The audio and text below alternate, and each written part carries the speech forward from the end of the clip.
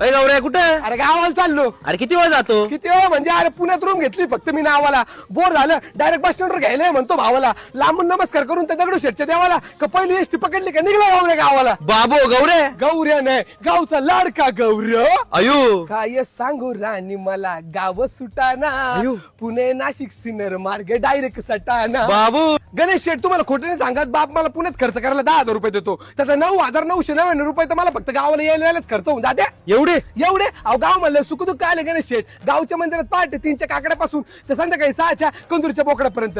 गावात डिपी जळली तर लाईटीच्या आकड्यापासून तर गावात एखादा मात्र खपलं तर त्याच्या मौतीच्या लाकड्यापर्यंत सगळं मीच करतो. बाबू अहो गावातले लोक म्हणतात साऊथच्या गावाचं रक्षण करायला तो इंद्र द टायगर आहे पण आमच्या गावाचं रक्षण करायला हाय म्हणे गौरव बिबट्या. कोण? अहो गौरव बिबट्या मॅन म्हणजे मी स्वतः. अयो कमॉन मॅन हे काही सोपं नाहीये.